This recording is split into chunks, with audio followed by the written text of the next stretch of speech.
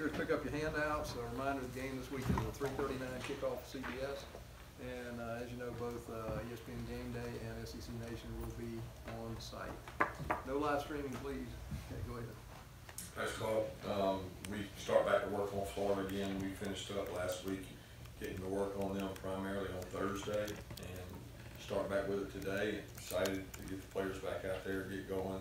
It's probably good for them to get a little time away and a little R&R, rest and relaxation for Friday and Saturday, and then Sunday they came back. So our guys needed that break, and I know they're eager to get back to work. A lot of them have been in here today and ready to go back to work on these guys. I think Coach Mull's done a tremendous job with his team. Obviously, they've got talent all over the field. They got a lot of fast, athletic players, probably the best overall receiving core we've gone against, top to bottom.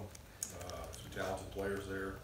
Really active defensive front. You know, Todd's doing a good job causing negative plays and sacks. They're very athletic up front, and they're playing really good football right now. They've gotten better. You can see how better they've gotten with each game.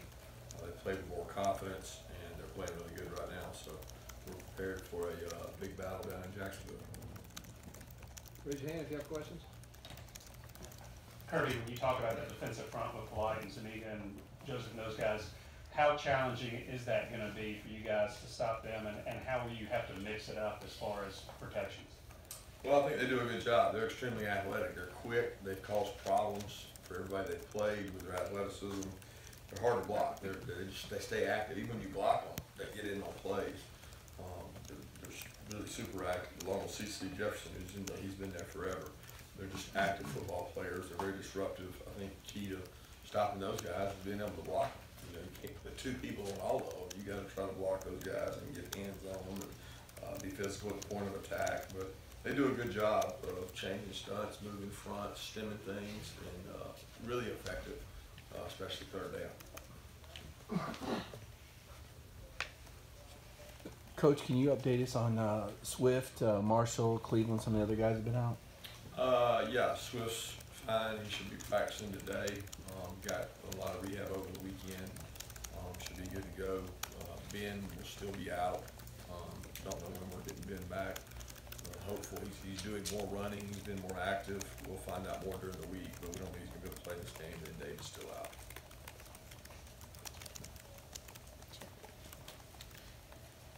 Kind of about injuries, your offensive line play. Just how would you assess your offensive line play? Obviously, that's a big deal going into this game. And it's thinking about it. Have injuries? Andrew's been gimpy. Solomon's been gimpy. Ben's out.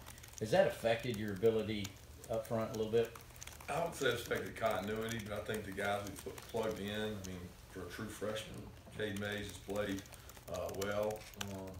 I think anytime you're playing with young guys in the offensive line, it's nice to get a core group. When you look across the board there, you got a redshirt freshman, true freshman, other freshmen have played, and then Andrew's not like a sophomore as much as he's played. He's played a lot of snaps, and then Lamont. So it'd be nice to have some continuity, but in this league, I don't think there's one offensive line we've played that's had 5 consecutive starters. It's just the way of the league. It's the same way on the offensive line and the defensive line. You got to have the next man up mentality, and that's kind of the way we've approached it. And Solly has been dinged up, Andrew's been dinged up, but for the most part, those guys are back healthy. Frank's, and I guess the Mullen offense in general, with those short passes or middle passes, you guys had limited explosive plays. How does that fit? How do you feel about your inside linebackers, your linebackers, and your nickel backs defending those short passes? Well, I mean, I think they do a good job with vertical passes as well. They've got their wideouts are extremely explosive. Van Jefferson, Tyree Cleveland, those guys are really good wideouts. They've got guys that are explosive down the field. Felipe can throw the ball as far as he wants to. Great arm strength. So, if they want to throw short passes, we got to tackle them and knock the ball off of them. But explosive plays are what we're trying to avoid. They're good at making them. They've got vertical threats down the field. But we've got to do a good job in both. As far as our linebackers play, we've kind of been by committee this year. There's nobody that's really stood out. Nobody's played exceptional. We've got a group of guys that rotate and play between the 4 of them. They continue to do that and work hard at it. I think Monty is still trying to get back to Monty from his knee. He plays hard, plays physical. He's probably lost a little bit of a step with the injury, and hopefully this recovery time has got to give him a chance to get back to himself. Kirby teams are obviously defined by how they bounce back from things. The limited time you have with them since last game, how have you seen that they've responded emotionally, and what do you hope to see from them this week that maybe you didn't see in the last?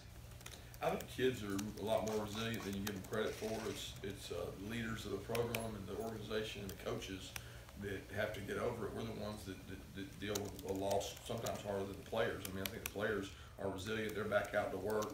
You know, we had really good work, spirited work Tuesday, Wednesday, Thursday, working on ourselves, just trying to get better at us. And Thursday led into some Florida stuff, and I think that was a good change of pace for them to start working on a new opponent and get ready for that. So our players have responded really well. I mean, they go out and compete each day. I would expect no less from them today. Sometimes it's hard to get them going after 3 days off, and you got to get the cobwebs out. But with a game like this, our guys are excited, and I'm sure their guys are too. So I'm expecting our guys to have really good practice. How similar is what you're seeing from Coach Grant on the defense of Florida this year as opposed to Mississippi State last season? Some similarities, some differences. I think, you know, they were a little bigger last year at Mississippi State in some spots. Extremely athletic. You know, they did a good job at Mississippi State last year, and he's doing a good job this year at Florida. They're very aggressive, doing a good job of causing turnovers. You know, got all kinds of fumble recoveries and all kinds of strips. So there's some similarities between the two, but they're not completely the same. And I think anytime as a defense coordinator, you've got things you believe in, and when you've been good at being a defense coordinator in this conference, you do what you believe in.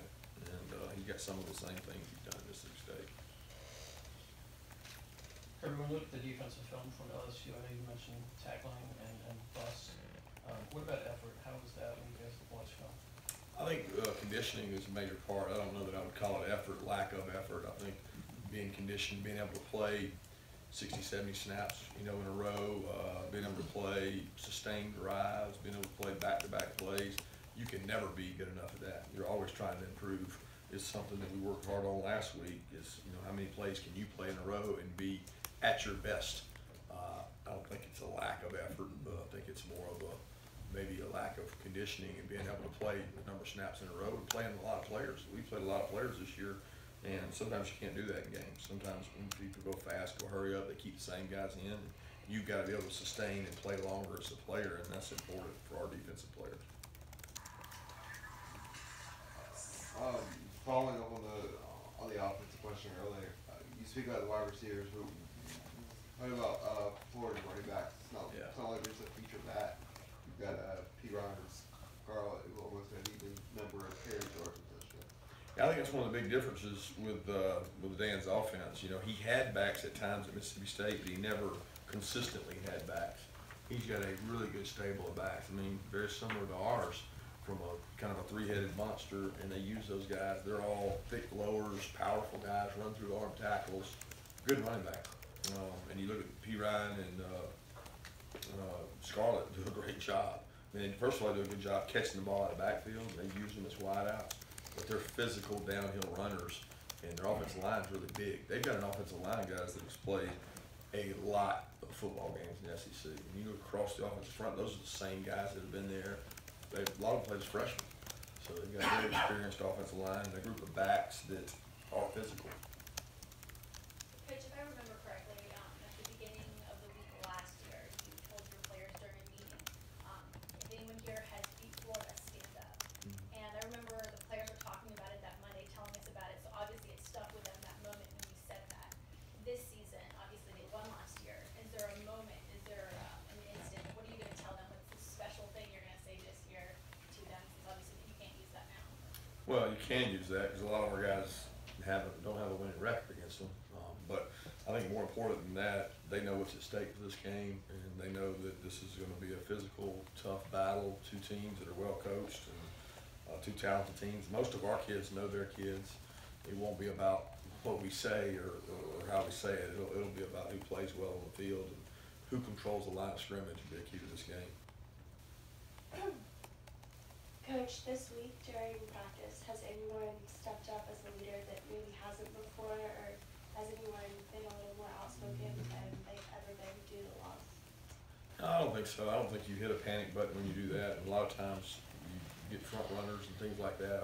Our guys understand, they know technically what we didn't do well, and they say, okay, when you don't do something well, how do you get better at it? You go to work on it. It's not waving a magic wand or some guy giving a speech in the locker room. It's really just work. And we tried to get that done last week, being really physical, doing a lot of thud and a lot of tackle where our guys could get better. And that's what we got to do. That's what we got to work. We got to work on us, and we were able to work on a lot of that. And now it goes to working on Florida specifically, who has a really good football team. Coach, on quarterback play specifically, is there any reason that you would like to see more of Justin Fields as the year goes on, and in this game specifically, anything that he might bring to help you against this defense? I think it's the same message we've had all along. We want to play the guy that gives us the best opportunity to be successful. And that comes from a lot of reps in practice, a lot of work in practice. They both got a tremendous amount of work last week, and we'll continue to make that decision based on what gives us the best opportunity to be successful. Kirby, I know one of the bright spots in Baton Rouge was the way Elijah and DeAndre ran the ball. I mean, the averages were good. I'm looking at these notes where you've got 4 guys that average over 5 a carry this year. I know I'm just looking at one stat, but how happy are you with the running game? And do you see it? I think you said after last week they probably should have gotten more touches. I think anytime you look back, it's hard when you're behind in a game. Everybody wants to talk about that game, but at the end of the day, you got to be successful with the run game to open up play action, to open up passing game. And that's been our identity, being able to run the ball, be physical. That's the strength of our team with our offensive line, certainly running and our backs. I think keeping those guys healthy and using James and Brian in as many situations as possible, who are 2 good players as well, helps us. So we'll continue to do that and do what gives us the best chance to be successful. Coach, Florida has had some explosive runs. What are you looking from your run defense in order to kind of be able to stop them on the run?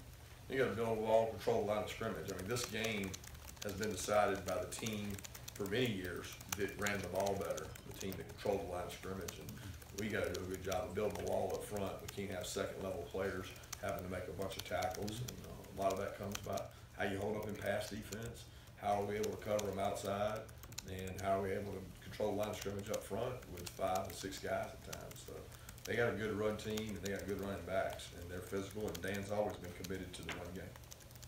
Coach, a 2-part question here. What has made this rivalry special for you, both as a player and a coach? And then secondly, how do you kind of tune out all the attention with what you said, all that's at stake, things like that?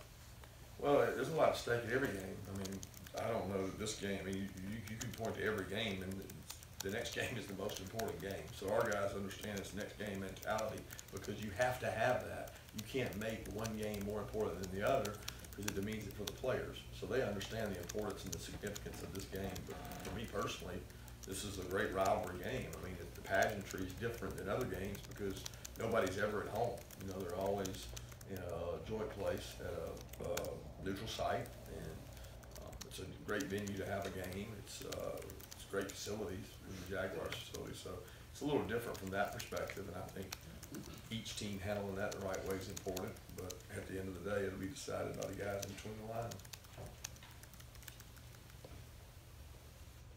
Raise your hand, other questions?